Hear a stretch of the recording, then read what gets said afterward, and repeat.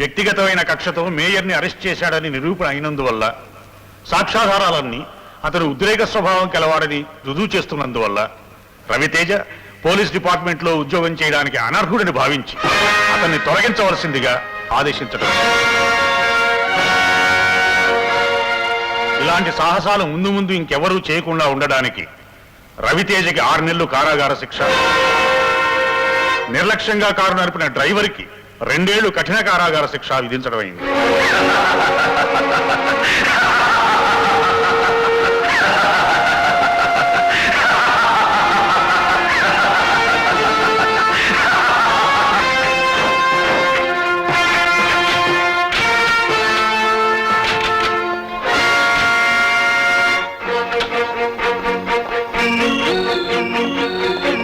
శత్రువులు ఏ కురుక్షేత్రం లాంటి యుద్ధ రంగంలోనూ కలుసుకుంటారు, మిత్రులు పోలీస్ స్టేషన్లోనూ జైల్లోనూ కలుసుకుంటారు.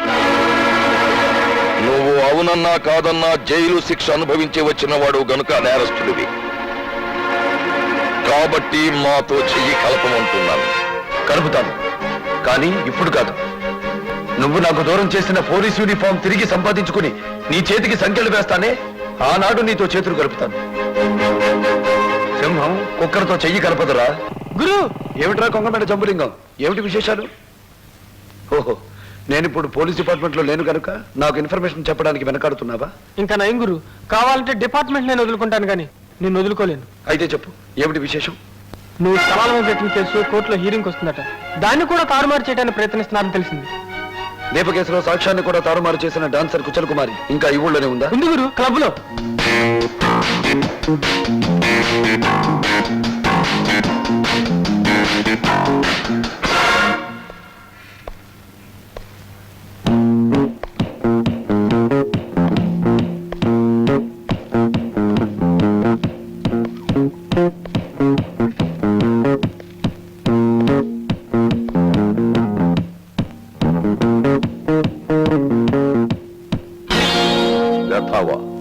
జీవితంలో ఒక్క పనికొచ్చే పని చేస్తావరా?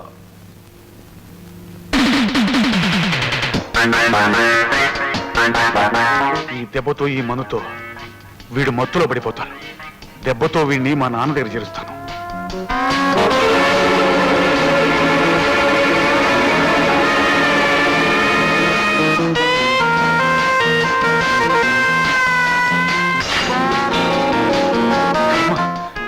ఈ జన్మలో మా నాన్న దగ్గర నేను మంచి పేరు తెచ్చుకోలేను.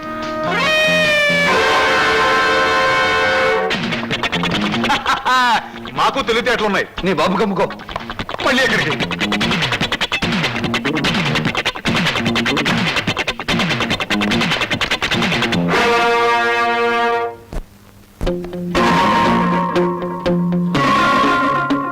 ఏమిటి రాతలన్నీ?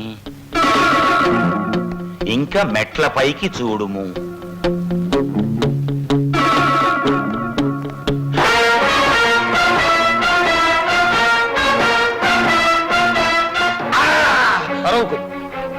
చేతిలో రివాల్వర్ ఉంది, కాల్చి పారేస్తాను. నీకు నాకు డిఫరెన్స్లు ఎక్కువగా లేవు కదా. వెరీ గుడ్, దోవలోకి వచ్చావు. డిఫరెన్స్ లేవు కనుకనే ఈ ప్లాన్ వేశాను. ఈ రోజు నాకు పద్మకు పెళ్లి ముహూర్తం పెడుతున్నాను. పెట్టకపోతే నీ చావుకి నేను ముహూర్తం పెట్టేస్తాను. వద్దు, నేనేం చేయాలో చెప్పు. ఏం లేదు, నీకు కావలసిన పెద్దల్ని, ఒక పురోహితుడిని మర్యాదగా పిలవాలి. అలాగే.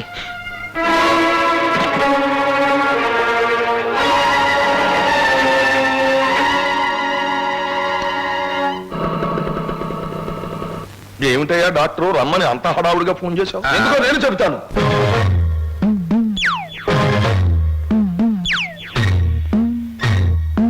ఇందు మూలంగా పెద్దలకు బాధ్యులకు తెలియజేయున్నది ఏమనగా, తేదీ 11/8/88 రాత్రి 8 గంటలకు మా లగ్నము పూర్తి కాగానే నేను ఒప్పుకోను. కూర్చో బాబా, కూర్చో. మీకు అజీర్ణము వచ్చే వరకు మా ఆతిథ్యమును స్వీకరించవలసిందిగా మా ప్రార్థన. ఎలా ఉంది పంతులు గారు? దివ్యంగా ఉంది, శుభం. మనం కూడా భోజనానికి వెళదామా నాన్న? తర్వాత చెప్తాను. మీరేం చెప్పక్కర్లేదు. మీ భవిష్యత్ ఏంటో నేను చెబుతాను. మా లగ్నం టైంకి మీరు జైల్లో సర్కార్ వారి డిన్నర్ మేస్తూ ఉంటారు. వస్తా. ఇప్పుడు ఏం చేయాలండి మనం? నువ్వేం కంగారు పడకు డాక్టరు. వీడి తరఫున కోర్టులో కుచల కుమారి సాకు విషయం చెప్పినప్పుడు కదా.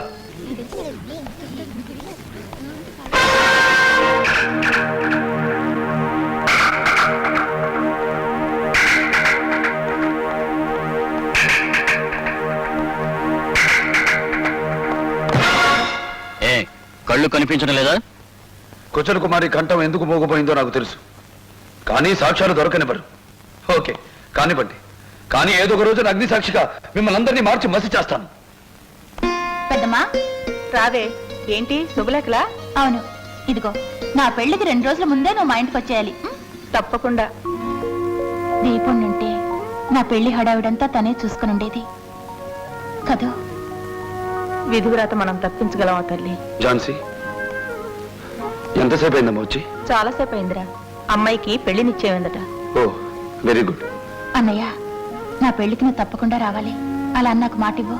ఝాన్సీ, ఈ చెల్లెల పెళ్లికి అన్నయ్య రాకుండా ఎలా ఉంటారమ్మా? నీ జీవితం ఇలా కావడానికి మా నాన్న కూడా కారణమే కదా. అందుకని జైల్లో ఉన్న జైలు గోడలు బద్దలు కొట్టుకుని నీ పెళ్లికి వచ్చి ఉండేవాడమ్మా ఈ అన్నయ్య. మీ నాన్న నా దృష్టిలో అంధుడైన ధృతరాష్ట్రుడు. ఆయన మీద సానుభూతి తప్ప కోపం ద్వేషం లేవు. ఈ చేతులతో దీప పెళ్లి చేయలేని నేను నీ పెళ్లి చేసి సంతృప్తి పొందుతానమ్మా.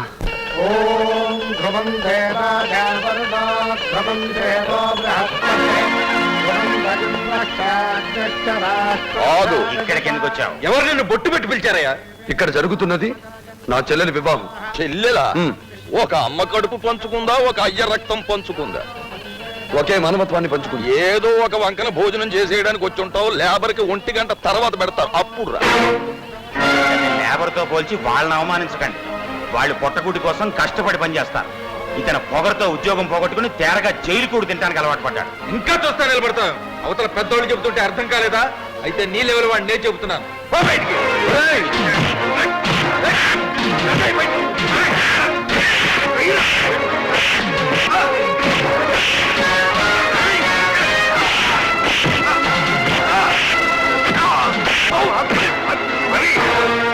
ఏమిటి?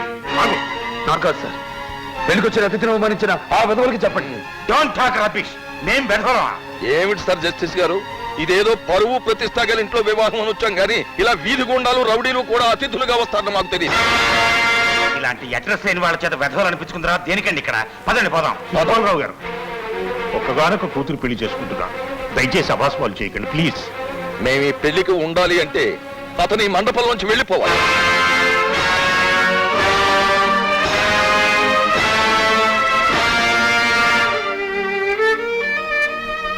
రవి, నువ్వు ఝాన్సీ నిజంగా నీ చెల్లెల్లాగే భావిస్తుంటే ఇక్కడి నుంచి వెళ్ళిపో.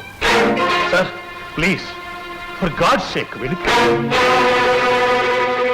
కళ్యాణ మండపాన్ని కూడా కొందరు తగువులకి వేదిక చేసుకుంటారని ఇప్పుడే తెలుసుకున్నాను సార్. వస్తాను. ఈ పచ్చడి పద్ధతిలో మీ అందరినీ పచ్చడి చేయగలిగే దమ్ములున్నా ఎందుకు వెళ్ళిపోతున్నాను తెలుసా? నా చెల్లెలి కోసం.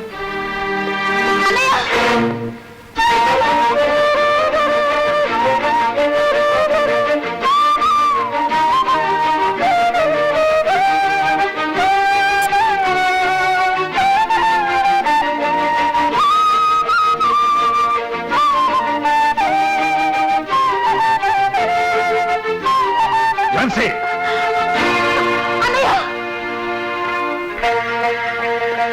బాధపడకమ్మా, ఆయన న్యాయమూర్తి. కళ్ళతో చూసిన సత్యాన్ని కంటే చెవులతో విన్న సాక్ష్యానికే వెలుగునిస్తాడు. ఆశీర్వాదానికి ఆనవాలైన ఈ అక్షతల్ని మన అనురాగానికి గుర్తుగా దాచుకుంటారమ్మా. మిస్టర్ జస్టిస్, ఈ అన్నయ్య ఆశీస్సులు చెల్లికి దక్కనివ్వకుండా చేసినందుకు ఏదో ఒక రోజు పశ్చాత్తాప పడక తప్పదు.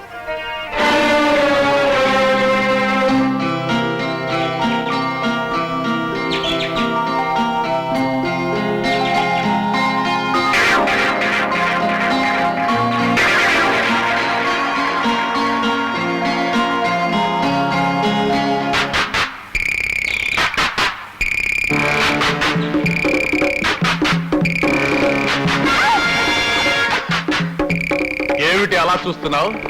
పెళ్లి కొడుకు మారాడనా? ఆ రోజు నీ బయట లాగితే నీ అన్న కాని అన్న 60 లక్షల రూపాయలు ఫైన్ వేస్తాడా? Too much cost. దాన్ని నేను నీ శీలం కింద కన్వర్ట్ చేసుకుంటాను. నేను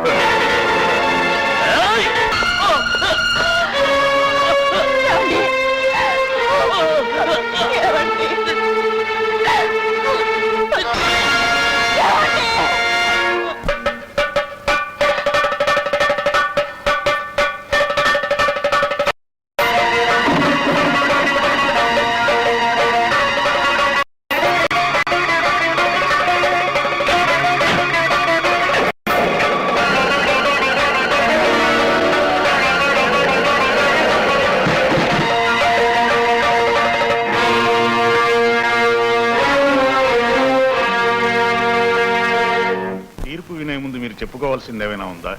చెప్పేదేముంది జడ్జి గారు, ఏ సంబంధం లేని నన్ను ఈ పట్టాల కేసులో ఇరికించారు. అది తమను దృష్టిలో పెట్టుకుని ప్రజల నాడి వేడి తెలుసుకుని తీర్పు చెప్పాల్సిందిగా కోరుతున్నాను. భగవంతుని మీద ప్రమాణంగా నేను చెప్పేది నిజం. దయచేసి కోర్టు బయటికి రండి మిస్టర్ జస్టిస్, దయచేసి బయటికి రండి. అపవిత్రమైన నా శరీరంతో ఈ న్యాయస్థానాన్ని మలినపరచడం నాకు ఇష్టం లేదు. ప్లీజ్ బయటికి రండి.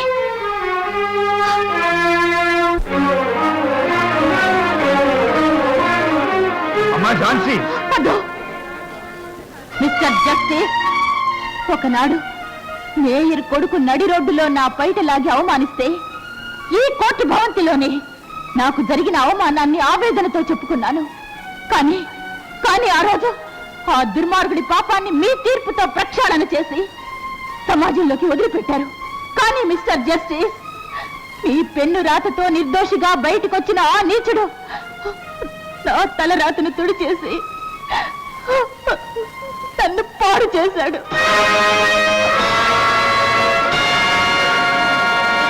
ఏ? నమ్మకం కుదరడం లేదా? సాక్ష్యాలు కావాలా? సారీ యువరానే, ఈ చీకటి తప్పుకి సాక్ష్యాన్ని నేను తేలేను. నిజానికి ఏ చెట్టుకో ఉరి తీసుకోవలసిన నేను ఇక్కడి దాకా ఎందుకు వచ్చానో తెలుసా సార్? న్యాయస్థానాలను అన్యాయస్థానాలుగా మార్చి మీరు విడుదల చేసే సంఘ విద్రోహ శక్తులు ఈ సమాజాన్ని ఎంత మలినపరుస్తున్నాయో మీకు వివరిస్తూ, మీ కళ్ళు తెరిపిస్తూ, వంచించబడ్డ సమాజానికి సానుభూతిగా నా రక్తాన్ని కన్నీళ్లు చేసి ఒలికించడానికి వచ్చాను. ఇది ఈ దేశ చరిత్రలో ఒక అభాగ్యురాలు జీవిత గ్రంథం చదివి ఇస్తున్న చారిత్రాత్మక తీర్పు. ఇది ఒక అసహాయురాలి ఆక్రందన. ఈ కోర్టులో కూర్చుని ఎన్నో తీర్పులిచ్చిన మీకు నేనిస్తున్న ఆఖరి తీర్పు ఏమిటో తెలుసా?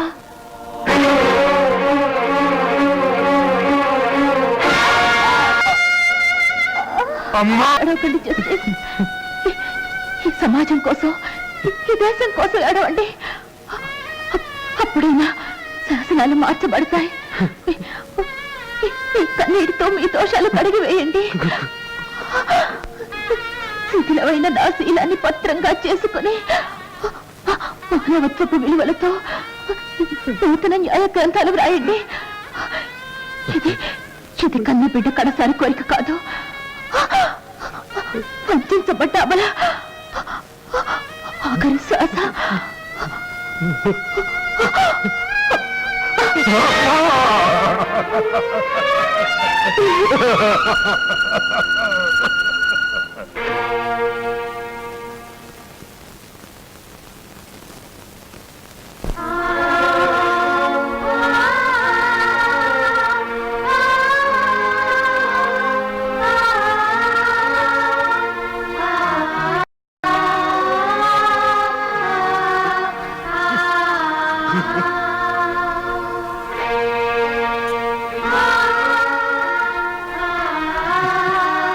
కన్నీళ్లు పెడుతున్నారా యువర్ ఆనర్?